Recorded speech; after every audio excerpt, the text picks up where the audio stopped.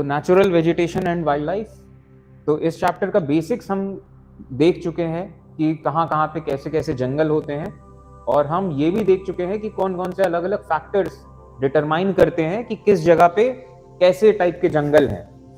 तो हमने relief features आ गया कि लैंड वहाँ किस तरीके का है, मिट्टी किस तरीके की है, और क्लाइमेट कैसा होता है, और क्लाइमेट में टेम्परेचर एंड वाटर लेवल, ये दोनों चीजें आ गई। और क्लाइमेट बहुत बड़ा एक फैक्टर है, और कहाँ पे ये कोई भी जगह सिचुएटेड है वहीं से ये भी बात आती है कि कितना सनलाइट देखेंगे वहां के जितने भी पौधे होंगे, तो फोटो पीरियड यानी कि कितना सनलाइट पड़ेगा एंड कितनी बारिश होगी। तो एक्चुअली क्लाइमेट का ही पार्ट मोर और लेस ये भी आ गए, बारिश भी कहीं ना कहीं क्लाइमेट का हिस्सा है, कहीं ना कहीं फोटो पीरियड भी क्लाइमेट का ही हिस्सा है। तो ये सब क्लाइमेट के अंदर आ गया।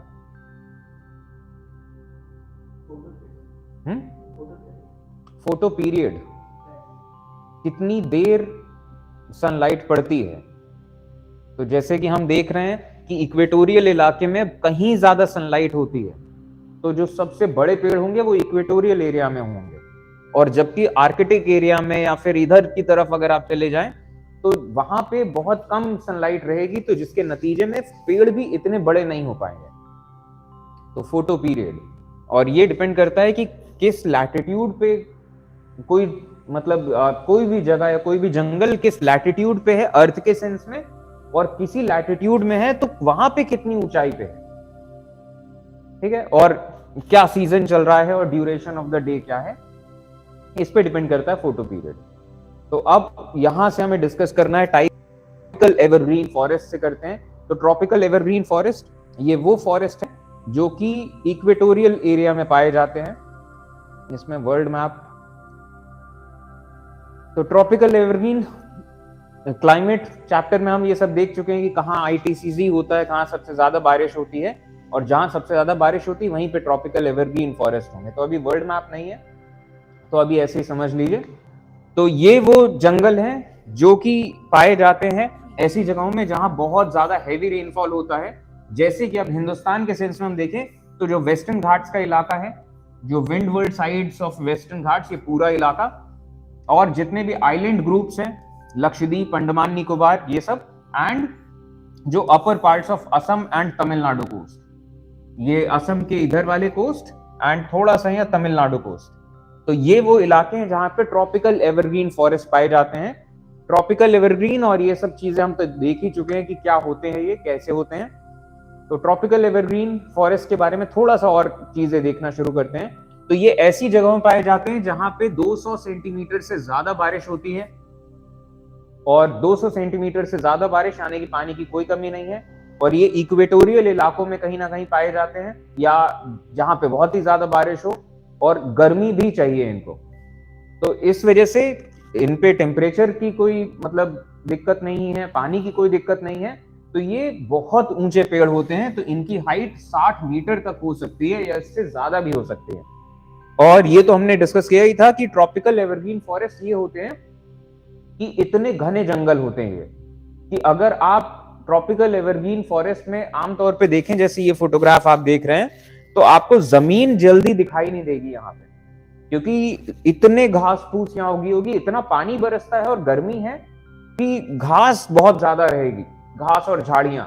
और फिर पेड़ भी जो होंगे वो स्टोरीज के फॉर्म में होंगे, पहले छोटे ये श्रब लेयर होगी, फिर और बड़े पेड़, फिर और ऊंचे, और क्योंकि कंपटीशन चल रहा है, इतने घने पेड़ हैं यहाँ पे कि धूप नहीं मिल पा रही है, तो पेड़ और ऊंचे होते जा रहे हैं कि इनको धूप मिल पाए। तो ऊपर एक कैनोपी जैसा इस तरीके से बनता है, तो 60 मीटर तक ही करीब बन जाते हैं, और इसमें क्रीपर्स एंड क्लाइंबर्स ये भी होते हैं। तो बहुत ही ज्यादा घने जंगल, और ये वो जंगल है जहां पे आपको शायद सूरज भी ना दिखाई दे। ऐसी कई मतलब जगहें हैं कि इन जंगलों में आप जाएं तो इतने, क्योंकि इतना घना एरिया है, और ये स्टोरी वाइज है इनके पत्तियां। तो आप जब यहाँ पे जंगल की जमीन में आप सोचिए, इतना घना आपको टॉप एरिया दिख रहा है, कैनोपी जिसको कहते हैं, तो अगर आप जमीन में होंगे तो आपको सूरज भी नहीं दिख पाएगा। तो ये ट्रॉपिकल एवरग्रीन फॉरेस्ट, और क्योंकि ये ऐसे इलाके में पाए जाते हैं जो कि काफी वार्म है एंड काफी बारिश होती है वहां पे, तो इस वजह से इनमें काफी ज्यादा बहुत अच्छा लग्जूरियंट वेजिटेशन, यानी कि खूब घने जंगल, तो बड़े पेड़ भी होते हैं, जो श्रब्स होते हैं ये भी होते हैं, और क्रीपर्स एंड क्लाइंबर्स ये भी होते हैं। जो क्लाइंबर्स जो छोटे, जैसे लौकी है, लौकी का देखा है कि वो एक पतला सा एक स्टेम जैसा निकलेगा और वो कोई भी सपोर्ट मिलेगा उस पे चढ़ता जाएगा गोल घूम घूम के, तो पेड़ों पे इस तरीके से ऊपर तक पहुंच जाते हैं क्लाइंबर्स। तो ट्रॉपिकल एवरग्रीन ये इक्वेटोरियल इलाकों में पाए जाते हैं।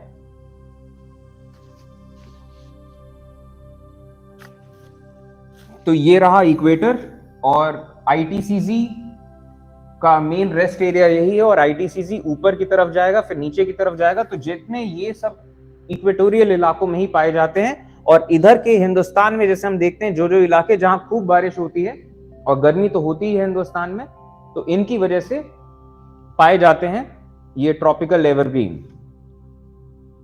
और ट्रॉपिकल एवरग्रीन में क्लाइंबर्स दिखा रहा था आपको,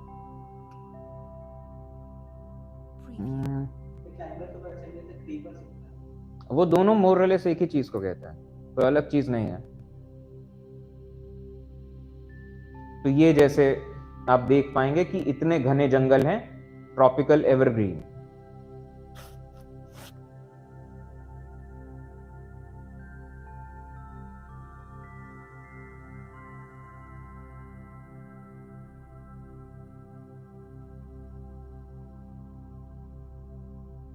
तो ये इलाके जहां से सूरज भी ढंग से आपको कई जगहों से ना दिख पाए, एंड क्लाइंबर्स एंड क्रीपर्स इनके भी होंगे कई सारे फोटोग्राफ्स, इसमें नहीं है शायद।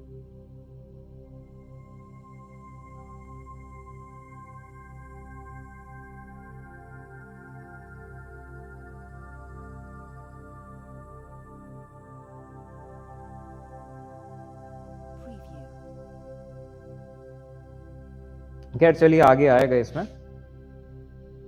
तो हम ट्रॉपिकल एवरग्रीन,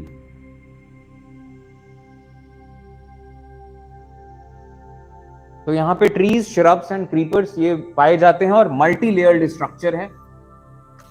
और यहाँ पे कोई डेफिनेट टाइम नहीं है पेड़ों का कि वो अपनी पत्तियों को झाड़ें, कोई डेफिनेट टाइम नहीं। पेड़ अपनी पत्तियां क्यों झाड़ते हैं? या फिर बहुत गर्मी के सीजन में कि ट्रांसपिरेशन या वो पानी बचाना हो जिसके चलते ट्रांसपिरेशन कम हो, और या फिर जब एक्सट्रीम सर्दी होती है, जब बहुत ज्यादा बर्फबारी होती है बहुत ऊंचे और ठंडे इलाकों में, वहां पे, या फिर एक्सट्रीम सर्दी में कि वो जम न जाए पेड़। तो दो ही केसेस में पेड़ अपनी पत्तियों को झाड़ते हैं। और यहाँ पे अगर देखा जाए तो यहाँ इतनी साल भर बारिश होती है कि इनको जरूरत नहीं पड़ती अपनी पत्तियों को, एज पानी बचाने के लिए पत्तियों को झाड़ने की जरूरत नहीं पड़ती है। लेकिन फिर भी हर पेड़ अपने पुराने पार्ट्स को तो हटाता ही है और नए पत्तियां आएंगी। तो हर पेड़ अपने बायोलॉजिकल साइकिल के हिसाब से पत्तियों को झाड़ता है। तो पूरा का पूरा जंगल एक साथ नहीं झाड़ता है अपनी पत्तियां। इस वजह से आपको कभी भी ये नहीं दिखेगा कि पतझड़ जैसा कुछ है आ गया है, कि सारे के सारे पेड़ों से पत्तियां झड़ गई हैं। तो कोई पेड़ अपनी पत्तियों को झाड़ेगा तो बाकी सारे पेड़ों में पत्तियां हैं। तो इस वजह से यहाँ ये पूरा जंगल हमेशा सदाबहार रहता है, हमेशा हरा भरा रहता है। इस वजह से इन्हें ट्रॉपिकल एवरग्रीन कहते हैं। These forest appear green all the day, मतलब ऑल द ईयर राउंड। और कुछ खास यहाँ के वो देखते हैं जो पेड़ पाए जाते हैं। तो important trees of this forest: ebony, mahogany, rosewood, rubber, cinchona. और ये बहुत हार्ड लकड़ियां हैं, आप देख पाएंगे रोजवुड है, इबनी है और सिंचोना, महोगनी, और ये बहुत सख्त लकड़ियां हैं। और इन सख्त लकड़ियों का इस्तेमाल आप शिप बिल्डिंग में करते हैं, और बहुत मजबूत फर्नीचर बनाने के लिए, घर बनाने के लिए होते थे। और इसके अलावा हाँ, हर तरह का काम। लेकिन ये वो लकड़ियां हैं जो शिप बिल्डिंग और इस सब से आप जरूर ध्यान रखें, कंस्ट्रक्शन के लिए, क्योंकि बहुत मजबूत लकड़ी होती है इनकी। और वाइल्ड लाइफ में अगर हम देखें तो यहाँ एलिफेंट्स, मंकी, लीमर्स, डियर, ऐसे कई सारे जानवर पाए जाते हैं। वन हॉर्न राइनोसोरस ये असम और वेस्ट बंगाल के जंगल्स में मिलता है। और इसके अलावा कई सारे तरह के पंछी हैं, चमगादड़ हैं, स्कॉर्पियंस हैं, स्नेल्स हैं, स्लॉथ हैं, बहुत अलग अलग तरह के जीव पाए जाते हैं ट्रॉपिकल एवरग्रीन फॉरेस्ट में।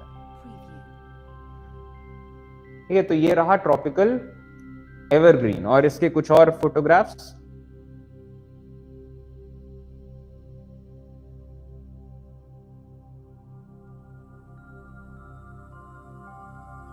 तो ये कहां कहां, अमेजन बेसिन, यहां पे जो कॉन्गो रिवर बेसिन, और इधर इंडोनेशिया, और थोड़े बहुत इलाकों में हिंदुस्तान में भी, तो इनको ट्रॉपिकल, तो बहुत घने जंगल, मल्टी स्टोरीड,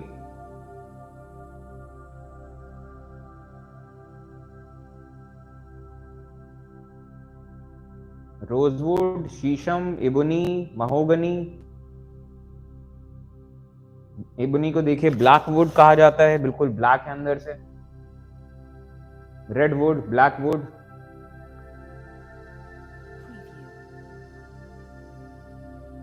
ये एनाकोंडा।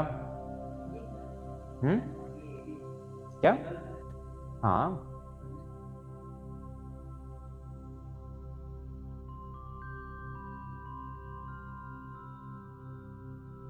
ठीक है। तो अब सेकंड आता है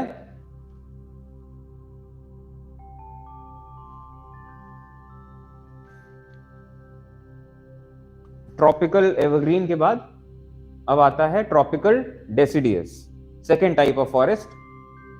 और हिंदुस्तान के मैक्सिमम इलाके में ट्रॉपिकल डेसिडियस फॉरेस्ट हैं। ये जो आप देख सकते हैं ट्रॉपिकल डेसिडियस, यहाँ साउथ के इतने पूरे इधर के इलाके से लेके और फिर जितना सेंट्रल इंडिया और नॉर्थ इंडिया, गैंगटिक प्लेन, ज्यादातर ये पूरा का पूरा इधर ये डेसिडियस फॉरेस्ट है।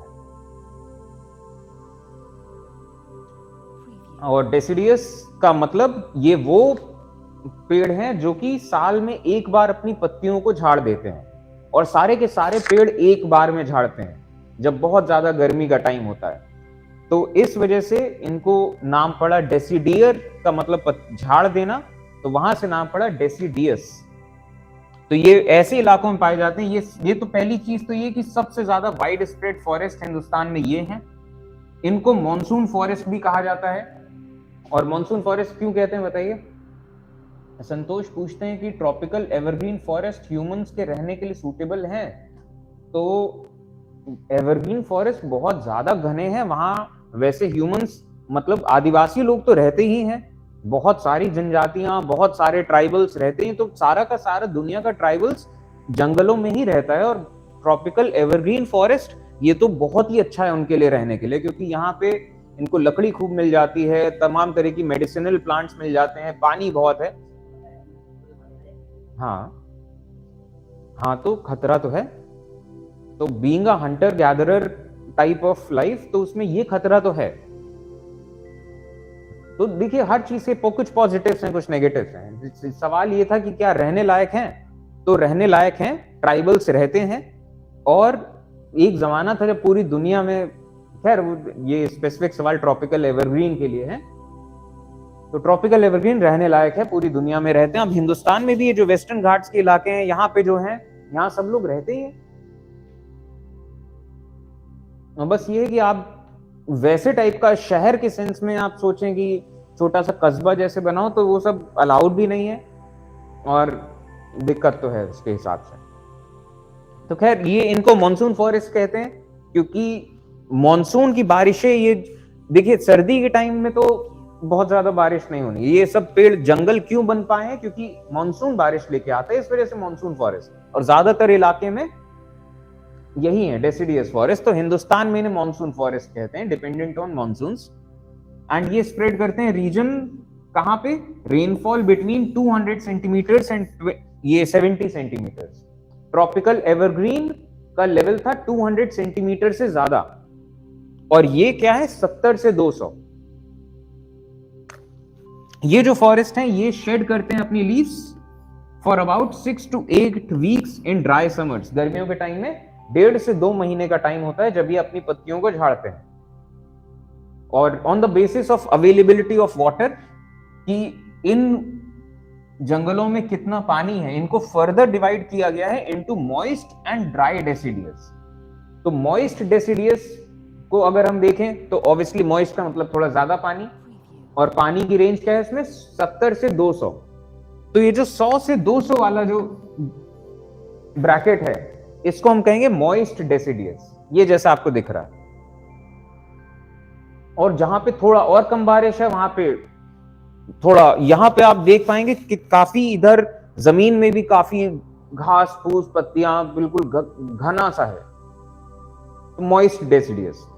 ड्राई डेसिडियस वहां पे आपको थोड़ा जमीन दिखेगी, पूरा मिट्टी दिखेगी, थोड़ा पेड़ कम हो जाएंगे। जैसे ये में भी शायद ये ड्राई डेसिडियस का हिस्सा हो। ये ड्राई डेसिडियस।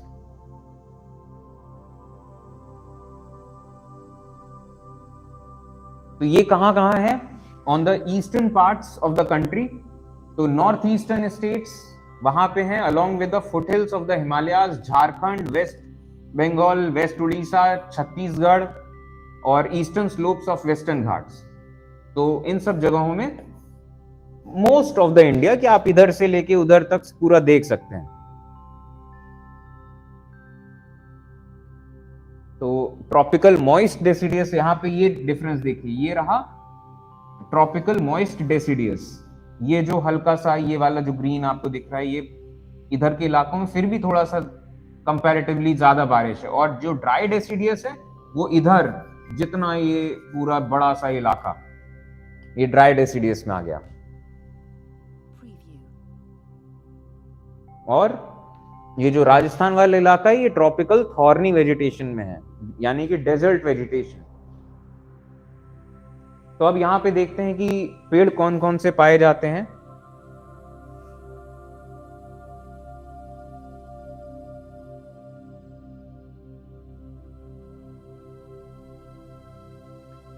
तो टीक सबसे डोमिनेंट स्पीशीज है इस जंगल का, टीक का पेड़। इसके अलावा बैम्बू, साल, शीशम, सैंडलवुड, खैर, कुसुम, अर्जुन, मलबेरी, ये सब अलग अलग तरह के पेड़ पाए जाते हैं।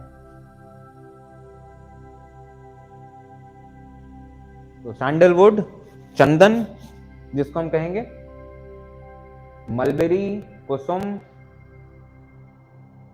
अर्जुन, बैम्बूज, खैर, तो नाम है पेड़ का।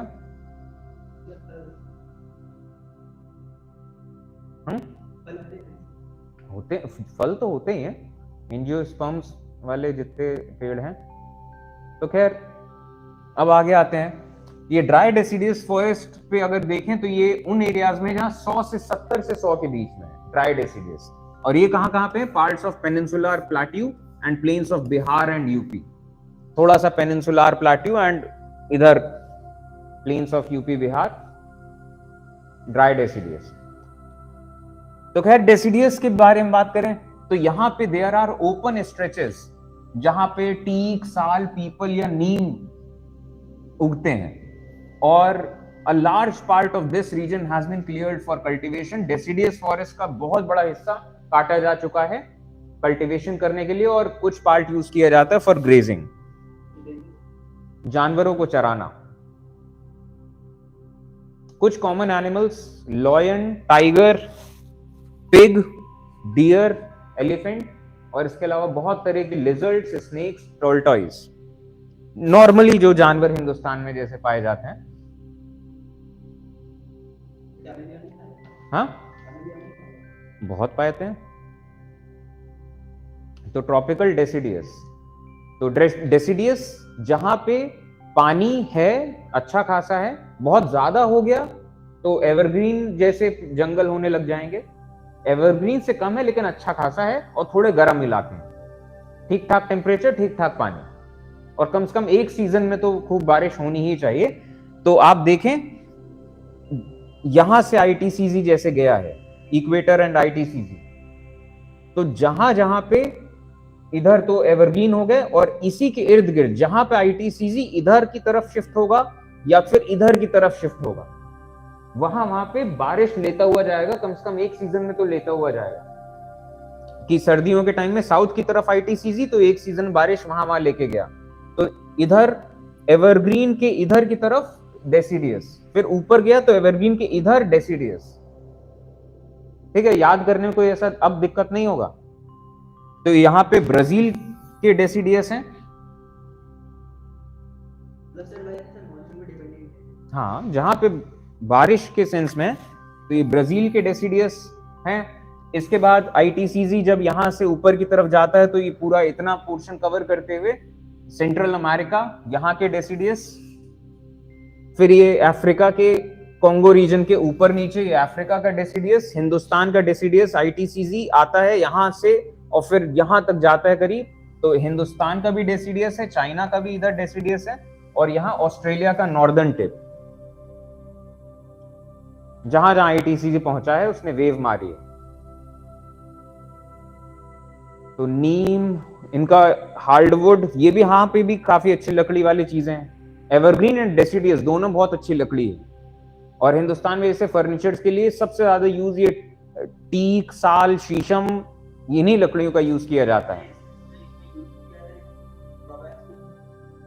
ड्रॉबैक सही है कि कट जाती है, जंगल कट जाते हैं, ये ड्रॉबैक है और क्या।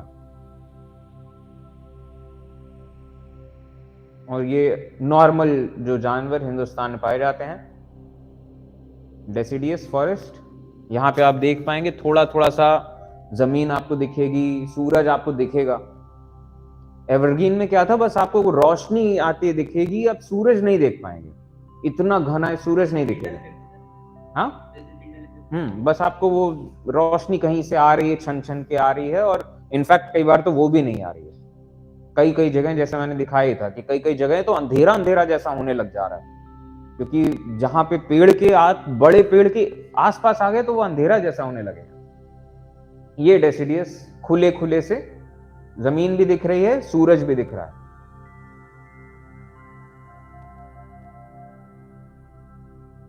तो ये यूजेस हैं सब। तो खूब इनकी कटाई होती है, इनके डेसिडियस की खूब कटाई होती है, और ये थोड़ा इनको काटना, एक और चीज है, ये वाले जो जंगल हैं थोड़े से बिखरे हुए से, इनको काटना भी आसान है, और यहां तक इनकी लकड़ी ले जाना और ये करना भी थोड़ा, लॉजिस्टिक्स भी थोड़ा सा इजी हो जाता है एवरग्रीन, ट्रॉपिकल एवरग्रीन के मुकाबले।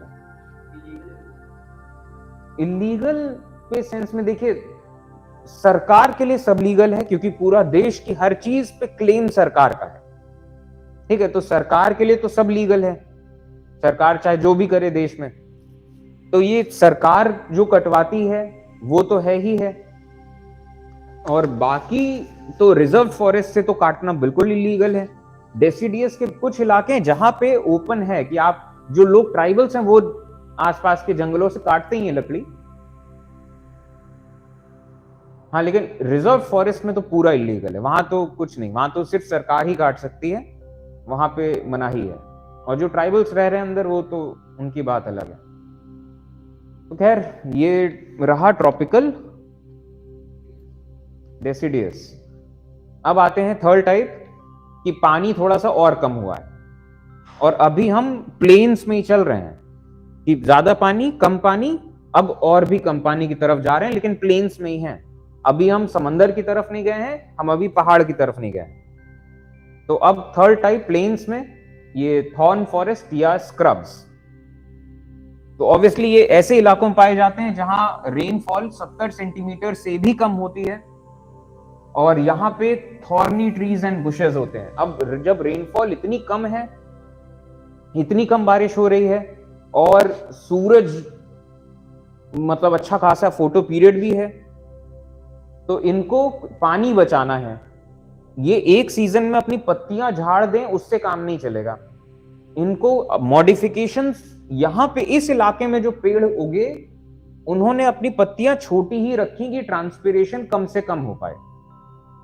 तो पत्तियों को पतला, मतलब पतली पत्तियां इनमें निकलती रही, तो आप यहां पे देखेंगे कैक्टस में तो पत्तियां इतनी पतली हो गई कि वो कांटे बन गए हैं, और वो एक तरीके से इनको डिफेंड भी करते हैं कि बाकी जानवरों से, वरना कैक्टस में अगर ये कांटे ना हो, कटीली पत्तियां ना हो, तो जानवर भी तो यूं ही सब खा जाएंगे। नहीं, ऐसा भी नहीं कि पानी निकलेगा, लेकिन जूसी होता है। तो खैर, इनमें इस वजह से बहुत पतली पत्तियां होती हैं, कांटेदार होते हैं, और इनमें बहुत गहरी जड़ होती है, क्योंकि पानी इन्हें बिल्कुल रेडी रहना है, जहां से भी कहीं से भी पानी मिले, और बहुत नीचे तक जाना पड़ेगा इनको कि कहीं पानी या मॉइस्चर मिल पाए। तो बहुत गहरी जड़ें और पतली पतली पत्तियां, और पत्तियों के ऊपर भी वैक्सी कोटिंग, कि जिससे कि पानी उड़े नहीं ज्यादा। और इसके अलावा जो घास फूस कहीं कहीं होगी, जहां पे जैसे हमने कहा ना 70 से कम, तो 70 से कम में 60 भी आता है, और 20 भी आता है, 10 भी आता है। तो जहां 70 से कम में भी जहां ठीक ठाक पानी है, वहां आपको ऐसी झाड़ियां और ऐसे कहीं कहीं पेड़ दिख जाएंगे। जहां और कम है, वहां पे ये झाड़ियां, ये पेड़ तो गायब ही हो जाएंगे, झाड़ियां भी कम होती जाएंगी। जहां पे और कम है, वहां तो फिर सिर्फ रेत मिलेगी, वो वाले रेगिस्तान की, ऐसा वाला रेगिस्तान। तो यहाँ पे अब देखते हैं, तो ये जो टाइप ऑफ वेजिटेशन है, ये कहाँ होता है हिंदुस्तान में? तो north west part of the country, ये arid and semi arid area, including the ये semi arid areas of Gujarat. ये गुजरात का भी ये जो सेमी एरिड एरिया है, Rajasthan, MP, Chhattisgarh, UP and Haryana, ये एरिड सेमी एरिड, ये पूरा इधर का जो बनता है। और खास तौर पे अरावलीज का बहुत बड़ा रोल है, कि मॉनसून यहां तक पहुंचते पहुंचते यूं करते के आते आते तक यहाँ पे पानी निचुड़ भी चुका है, और जितना लास्ट का बचा हुआ पानी था वो थोड़ा बहुत अरावली से भी निकल गया, तो यहां तक आते आते तो बिल्कुल ही मॉइस्चर जैसे खत्म सा हो गया। और बाकी सब ट्रॉपिकल हाई तो है ही है। तो जैसे ट्रॉपिक ऑफ कैंसर ये है, तो सब ट्रॉपिकल हाई यहाँ पे है। जैसे गर्मी आती तो सब ट्रॉपिकल हाई यहाँ पे आ जाता है। तो इतना हाई प्रेशर यहाँ पे इतना वैसे रहता है, हाई नहीं रहता, वैसे गर्मियों में पूरा लो ही रहता है, लेकिन उस सेंस में बता रहा हूँ कि बन नहीं पाते। बाकी मॉइस्चर वाली बात तो है ही। इसके बाद यहाँ पे पेड़ कौन कौन, ये सब मेन तरह के हैं। पेड़ स्कैटर्ड होते हैं, यानी कि थोड़े बिखरे होते हैं, लंबी जड़ें होती हैं जो पेनिट्रेट कर रही हैं काफी गहराई तक मिट्टी में, कि मॉइस्चर इनको मिल सके। और इनके जो स्टेम्स होते हैं सकलेंट होते हैं। सकलेंट यानी कि ये जो चीज मैंने कहा कि वैक्सी स्ट्रक्चर है कुछ इस तरीके से कि पानी कंजर्व कर सके। And leaves are mostly thick and small, मोटी हैं और पतली सी हैं, छोटी भी हैं, कि मिनिमाइज हो सके ये इवेपोरेशन। और इस तरीके से they give way to thorn forest and scrubs in arid areas.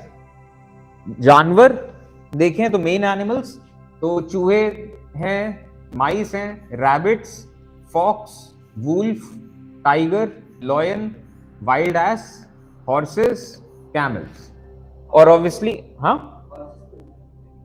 हाँ ये जैसे आपको दिख रहे हैं तो हॉर्सेस भी होते हैं। अब बस ये है कि वो 70 से नीचे वाले पे है ना, तो कई सारे इलाके हैं जहां पे इतनी घास फूस होती है कि वहां पे ये ऊंट भी होते हैं, वहां घोड़े भी होते हैं। बाकी ऐसे ये खच्चर और ये सब तो खूब ही होते हैं। और कहां पे है, तो ऐसे जंगल वाली जगहें तो सब ट्रॉपिकल हाईज, क्योंकि आईटीसीजी तो यहाँ पे है और आईटीसीजी थोड़ा ऊपर नीचे जाता रहेगा। ये सब ट्रॉपिकल हाईज जहां पे भी इधर नॉर्थ अमेरिका में मिलेगा आपको इधर। अच्छा ये इधर क्यों नहीं है रेगिस्तान? हाँ, इधर से विंड्स जो ये इधर की तरफ चल रही हैं, इधर से ये आ रही हैं, यहां से ये आ रही हैं, इसके नतीजे में यहाँ का जो पानी है ये इक्वेटर के आसपास का पानी खूब गर्म होगा और ये इसको इधर की तरफ ढकेलेगा, तो ये यहां से इसे कहेंगे गल्फ स्ट्रीम। तो ये इधर से गर्म पानी ये इधर की तरफ आएगा और इधर कुछ खाली जैसा कुछ बनेगा, तो इधर से ठंडा पानी थोड़ा सा इधर की तरफ आएगा, तो एक साइकिल के जैसा एक बनेगा। तो जिसके नतीजे में जो गर्म पानी यहाँ आ रहा है वो थोड़ा इधर बारिश ले आएगा, वरना ये भी इलाका रेगिस्तान होता। और इसी वजह से जो रेगिस्तान है वो वेस्ट इलाकों में है, ईस्ट वाले इलाकों में, क्योंकि ये जो चीज यहाँ हुई यही चीज यहाँ पे भी हो रही है, यही चीज मोर और लेस इधर भी कहीं ना कहीं हो रही है, क्योंकि आईटीसीजी और ये पूरा इसी तरीके से सारा बनेगा सर्किल। तो इस वजह से ईस्ट वाले जो इलाके हैं यहां पे इतना डेजर्ट नहीं बन पाता है, जितना बड़ा डेजर्ट वेस्ट के इलाके में बनता है। तो वेस्ट इधर नॉर्थ अमेरिका, इधर वेस्ट साउथ अमेरिका, ये इक्वेटोरियल हाई, और इधर वेस्ट की तरफ। और यहाँ पे ये चीज है कि कहां कहां पे वो है, क्या कहते हैं, माउंटेन रेंजेस। यहाँ पे इधर नॉर्थ अफ्रीका पूरा, इधर का पूरा इलाका जहां तक आया है, और इधर के इलाके तक आते आते मॉइस्चर खत्म हो जाता है और ये समंदर से बहुत दूर पड़ जाता है। देख रहे हैं ये एरियाज समंदर से काफी दूर पड़ जाता है, और यहाँ पे हिमालय ने पूरा इसको निचोड़ लिया है, यहाँ पे खूब पहाड़ इधर इधर हैं, तो यहाँ तक आते आते बिल्कुल खत्म है।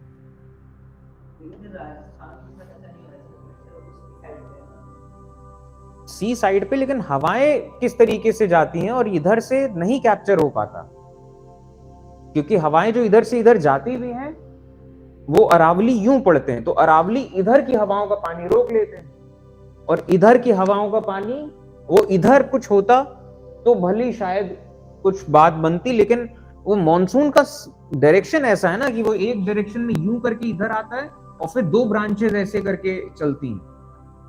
तो ये जो ब्रांच इधर से जा रही है ये पूरा का पूरा इतना नहीं कैप्चर कर पाती है यहाँ, और हिमालय काफी ऊपर है इधर के सेंस में। ठीक है, तो यहाँ पे डेजर्ट्स हैं, और डेजर्ट कहां पे, इधर ये सब ट्रॉपिकल हाई नीचे वाला, इधर ये कालाहारी डेजर्ट अफ्रीका का, और इधर ऑस्ट्रेलिया का ज्यादातर हिस्सा। और अच्छा कहें कि ऑस्ट्रेलिया का ये हिस्सा क्यों डेजर्ट नहीं है, अगेन वही चीज कि ये जो इधर से इधर की तरफ करंट आ रहा है तो यहां से यूं करके जा रहा है, ठीक है, क्योंकि ट्रेड विंड यूं बह रही है, तो यहां का गर्म पानी यहां से यहां जा रहा है, ये यूं करके जा रहा है, तो वो गर्म पानी जो इधर जा रहा है वो यहां से यूं करके आ रहा है और यूं निकल रहा है, और फिर समझे। तो वेस्ट के डायरेक्शन में, और जितना आप दूर, ये बड़ा लैंड मास है, जितना आप दूर जाएंगे समंदर से, ठीक है। तो डेजर्ट, अब माउंटेन फॉरेस्ट, अभी तक सब क्लियर है, किसी को कोई डाउट? तो अब माउंटेन फॉरेस्ट, या जिसको हम दूसरे टर्म्स में अगर देखें तो एल्पाइन वेजिटेशन भी कह देते हैं, कई बार कॉनिफेरस भी कह देते हैं, तो अलग अलग नाम है। तो माउंटेनियस रीजन, जैसे जैसे हम ऊंचाई पे जाते हैं टेम्परेचर कम होता जाता है विद इंक्रीजिंग टेम्परेचर, और साथ साथ में जिसके नतीजे में चेंज इन नेचुरल वेजिटेशन, वहां पेड़ भी थोड़े अलग टाइप के होते हैं। As such, there is a succession of natural vegetation belts in the same order as we see from, मतलब अगर हम ट्रॉपिकल एरिया से टंड्रा रीजन की तरफ जाएं, मतलब हम, या दूसरे लफ्जों में अगर कहें तो हम प्लेन से जैसे जैसे पहाड़ों की तरफ जाएं तो एक succession of natural vegetation belts मिलता है। तो जैसे इस चीज को दिखाएं, ये चीज, तो जैसे प्लेन्स के एरिया में आपको जो पेड़ मिलेंगे ये चौड़े होंगे थोड़े और फैले से होंगे, और जैसे जैसे आप पहाड़ की ऊंचाई पे जाएंगे तो पहले तो आपको ऐसे ही टाइप के पेड़ मिलेंगे, थोड़े से पतले होते जाएंगे, छोटे होते जाएंगे। जब आप और ऊंचाई हैं, ये स्लोपी एरियाज में इतना टिक नहीं पाएंगे, थोड़ा टेढ़ी जमीन है, वहां पे टिकना है और पूरा भार पड़ेगा, तो इस टाइप के पेड़ वहां पे दिखने लग जाएंगे थोड़े थोड़े से। फिर आप और ऊंचाई पे जाएंगे तो आपको फिर सिर्फ ऐसे ही पेड़ मिलेंगे कॉनिफेरस, ठीक है। और फिर और ज्यादा ऊंचाई पे जाएंगे तो ये कॉनिफेरस ट्रीज भी मिलना बंद हो जाएंगे, आपको सिर्फ वो थोड़ी बहुत झाड़ मिलेगी और ऐसे ही बस। और ज्यादा ऊंचाई पे जाएंगे तो आपको बस पेड़ों के नाम पे सिर्फ काई मिलेगी। हाँ, और ज्यादा ऊंचाई पे जाएंगे वहां तो फिर सिर्फ बर्फ ही बर्फ है फिर।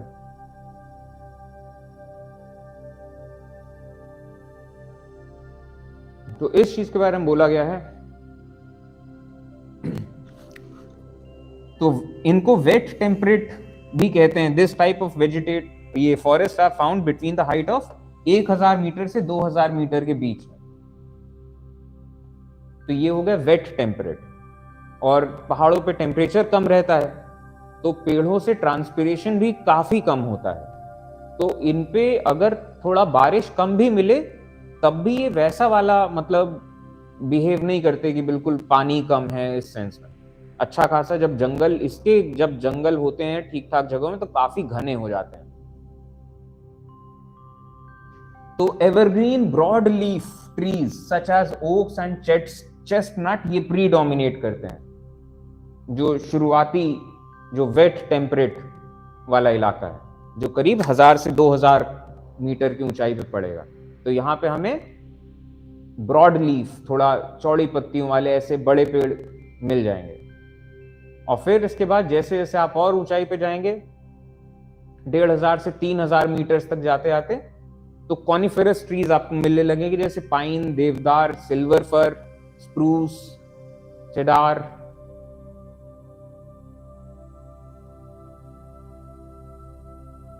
ये रहे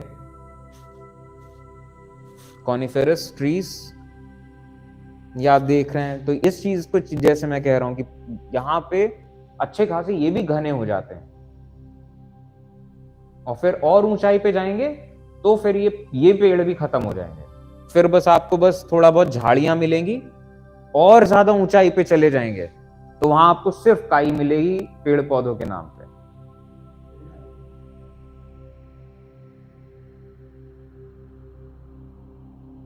जैसे ये पहाड़ों के ऊपर है वो आप खड़े हैं। हाँ, फिसल सकते हैं,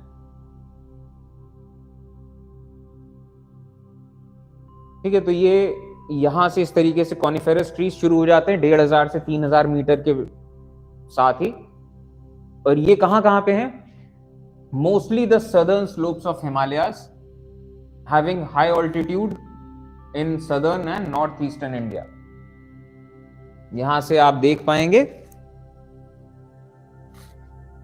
तो एक तरफ तो ये जैसे कलर आपको दिखाया गया है एल्पाइन, ये बिल्कुल एल्पाइन वाला वेजिटेशन की मतलब प्रॉपर जो है माउंटेन वाला। एंड इसके बाद ये जो ग्रीन वाला इलाका है ये है आपका माउंटेन सब ट्रॉपिकल एंड टेम्परेट। ये सदर्न स्लोप्स ऑफ ये हिमालयाज यहाँ पे फिर नॉर्थ ईस्ट में, और इधर की पहाड़ियां यूं इस डायरेक्शन में गई हैं तो इनके जहां जहां पे पहाड़ियों के साथ।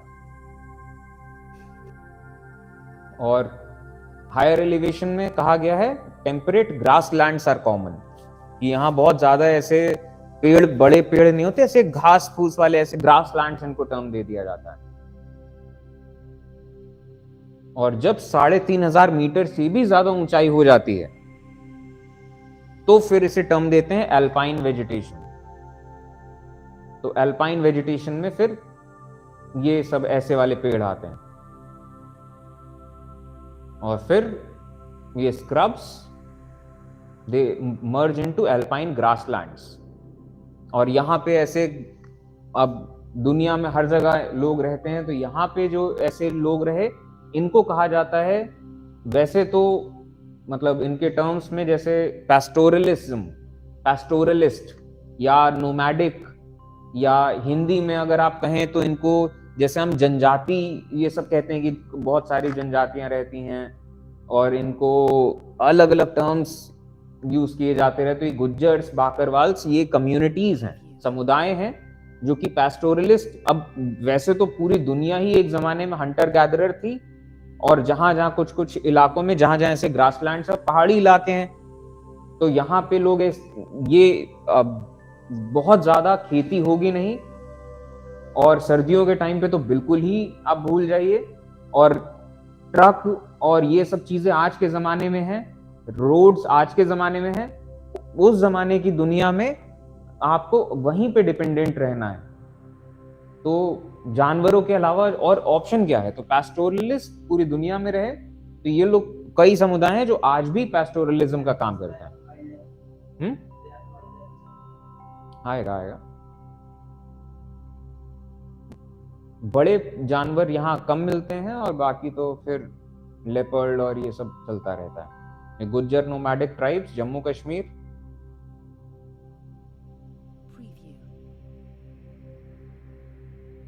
तो Kashmir stag, spotted deer, wild sheep, jack rabbit, rare red panda. तो काफी अच्छे अच्छे जीव हैं। तिब्बतियन एंटीलोप, याक एक ये बड़ा एक जानवर है, स्नो लेपर्ड, स्क्विरल। और ये दुनिया भर में अलग अलग सेंसेस में है। वैसे हिंदुस्तान में तो सब खैर पाए जाते हैं।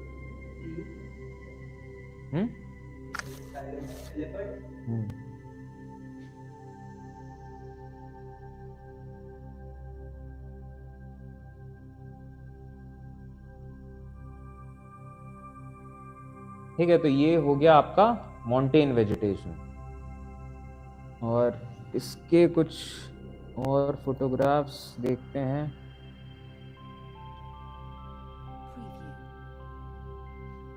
इनका एक और नाम है, जैसे कॉनिफेरस फॉरेस्ट का एक और नाम है टाइगा। तो जैसे इधर हिमालयन टाइगा कहा जाता है, और बाकी ये इधर जब ठंडे इलाकों में आप जाएंगे, और यहाँ पहाड़ी इलाके भी हैं कई, तो इस सेंस में यहाँ पे भी प्रॉपर टाइगा फॉरेस्ट, कॉनिफेरस।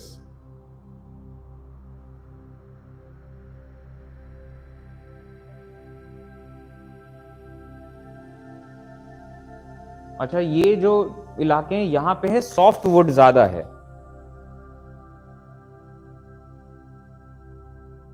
तो मैच बॉक्सेस, पैकिंग बॉक्सेस, ये सब सॉफ्ट वुड से ज्यादा बनाया जाता है। यहाँ पे जो जानवर, mink, silver fox, polar beer,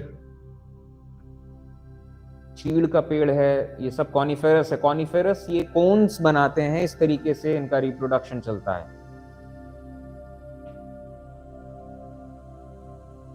देवदार का पेड़, मेल कोन, ये मेल कोन्स होते हैं, फीमेल कोन्स होते हैं, कोन्स के जेंडर होते हैं। फिर इनका तो प्रॉपर आएगा अगले साल आपको रिप्रोडक्शन ऑफ प्लांट्स में। हाँ ठीक है, तो ये रहा आपका कॉनिफेरस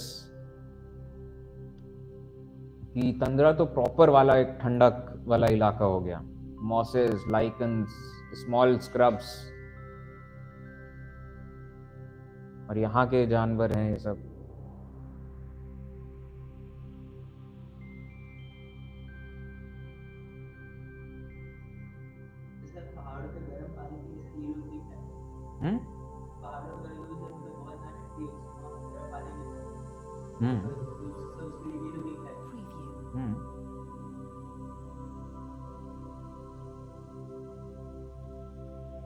यहाँ पे भी, अब बहुत ठंडे इलाकों में आप चले गए तो यहाँ पे भी ये फैक्टर होता है कि पानी वैसे ठंडक है तो ट्रांसपिरेशन कम होगा, लेकिन उसको भी मिनिमाइज करो। और क्योंकि बर्फ पड़ेगा, आपको बर्फ को झेलना है, तो मिनिमाइज करो कि बर्फ कम से कम आप पे टिके। तो अब आते हैं मैंग्रोव फॉरेस्ट पे। तो ये कोस्टल एरियाज के हैं, और जैसे गंगा ब्रह्मपुत्रा डेल्टा, तो ये कोस्टल एरियाज में आप समंदर हाई टाइड हो रहा है, लो टाइड हो रहा है, तो हाई टाइड जब होगा तो पानी यहां तक चढ़ गया, लो टाइड है तो पानी बिल्कुल कम हो गया। तो इस वजह से इनकी जो रूट्स हैं वो इतना ब्रांच्ड हैं कि इसको भी मैनेज कर पाए। और एक टाइम ऐसा आएगा जब पानी चढ़ जाएगा तो रूट्स पूरा इनके पानी के अंदर होंगे, तो ये रेस्पिरेशन भी हो पाए और ये सपोर्ट भी कर पाए पेड़ को एज अ होल। तो इनकी रूट से ऐसे ब्रांच्ड हुए हैं और इनको थामे रहना है मिट्टी को, वरना ये समंदर इनको बहा ले जाए, वरना पानी में गिर जाएं। तो ये ऐसे कोस्ट में होते हैं, in areas of coast influenced by tides. Mud and silt भी खूब जमा होते रहता है ऐसे कोस्ट में, और ऑब्वियसली डेल्टा वाले रीजन्स हैं ये। तो deltas of Ganga and Mahanadi, Krishna, Godavari, Kaveri, इन सब जहां जहां नदियों के डेल्टाज हैं सब में इस तरीके के मैंग्रोव्स हैं। और ये मैंग्रोव्स एक तरीके से ये प्रोटेक्शन का भी काम करते हैं, क्योंकि मान लीजिए सुनामी आ रहा है या कोई तूफान आ रहा है, तो वो तूफान सीधा पहले जब मैंग्रोव, सोचिए इससे जब टकराएगा कोई चीज तो काफी कम हो जाएगी इंटेंसिटी, चाहे सुनामी हो चाहे तूफान हो। और इस तरीके के जंगल, यहाँ पे इंसानों का घूमना बड़ा मुश्किल है। आप बस छोटी सी नाव लेके पानी पानी से इधर उधर जा सकते हैं, और ना इंसानों का यहाँ अंदर तक जाना बहुत मुश्किल है। ठीक है, तो इस सेंस में ये बहुत इतना अंदर का इलाका काफी ज्यादा प्रोटेक्ट करता है जो अंदर के सिटीज हैं आगे के। तो ये ह्यूमन सिटीज और ह्यूमन सेटलमेंट्स के लिए तो एक प्रोटेक्टिव लेयर के तौर पे काम करता है। तो नेचर के एस्पेक्ट्स हैं। तो यहाँ पे dense mangroves are common with varieties of roots of the plant submerged under water.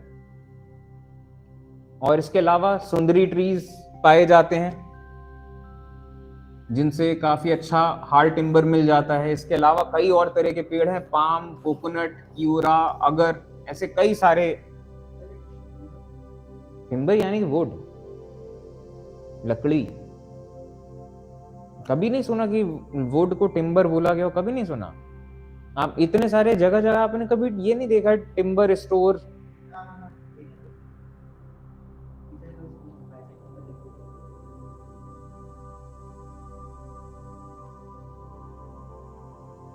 इन इलाकों में जहाँ पे खास तौर पे गंगा डेल्टा की बात करते हैं अगर, तो यहाँ पे रॉयल बंगाल टाइगर बहुत फेमस है।